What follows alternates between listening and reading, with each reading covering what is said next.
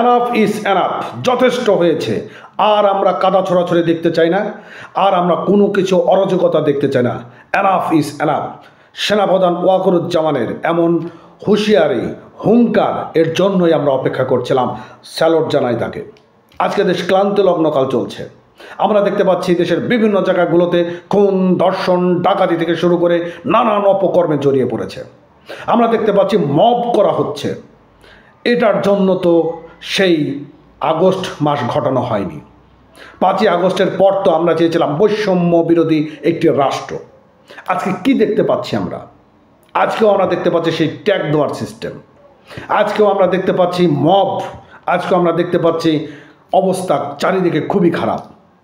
আইন শৃঙ্খলার অবনতি থেকে শুরু করে আমরা দেখতে পাই বিভিন্ন উগ্র গোষ্ঠীরা তারা যেভাবে সামনের দিকে অগ্রসর হচ্ছে, আগামী বাংলাদেশ কিন্তু খুবই করুণ পরিস্থিতি, খারাপ পরিস্থিতির দিকে রূপান্তর হতে হবে। আমরা দেখতে পাই বৈষম্য বিরোধী ছাত্র আন্দোলনকারীরা তারা নিজেদের মধ্যে গ্রুপিং করছে। বিভিন্ন রাজনৈতিক দলগুলো তারা গ্রুপিং করছে, হানাহানি করছে। প্রতিনিয়ত কোনো না কোনো একটা অঘটন ঘটে যাচ্ছে। মিরপুরের ঘটনা, কক্সবাজার বিমানবন্দরে অতর্কিত হামলা এবং একজন মারাও গিয়েছে। যথেষ্ট হয়েছে, যথেষ্ট। এখন সেনাপ্রধান তিনি যে হুঙ্কার দিয়েছেন, এটার জন্যই তো আজকে যাতে অপেক্ষা করছিল। তিনি তার বক্তব্যের মধ্য দিয়ে কয়েকটা বিষয় স্পষ্ট করেছে। সেনাবাহিনীকে কাজ করতে দিন, সেনাবাহিনীর মতো সেনাবাহিনীকে কাজ করতে দিন। তিনি পিলখানা হত্যাকাণ্ড বিষয়ে কথা বলেছেন। তিনি বলেছেন যে আমি সতর্ক করছি, আমি আপনাদেরকে সতর্ক করছি, পরে বলতে পারবেন না যে আমরা কেন আপনাদেরকে সতর্ক করিনি।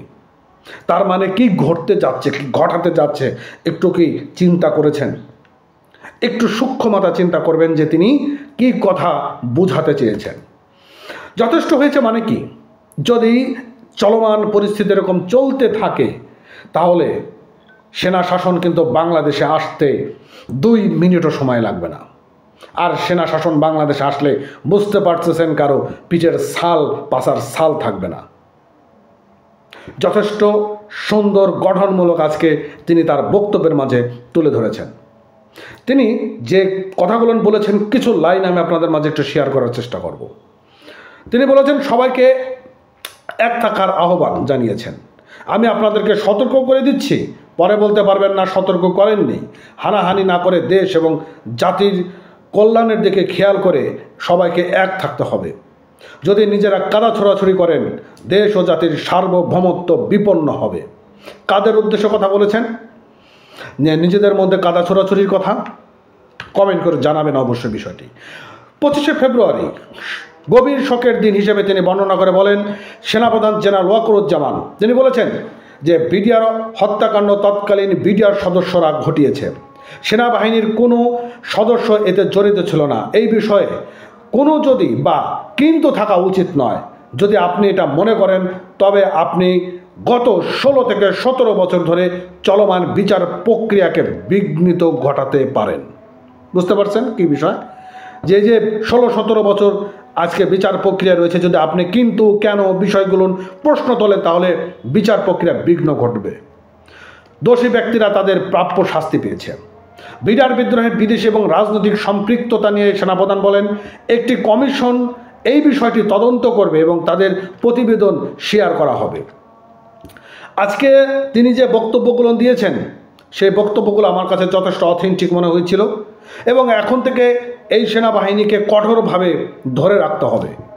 দেশকে সামনের দিকে অগ্রসর হতে হবে। যেখানে অরাজকতা, যেখানে বিশৃঙ্খলতা, যেখানে উগ্রবাদিত্ব, সেখানে একদম গুড়িয়ে দিতে হবে। যথেষ্ট হয়ে যায়, যথেষ্ট।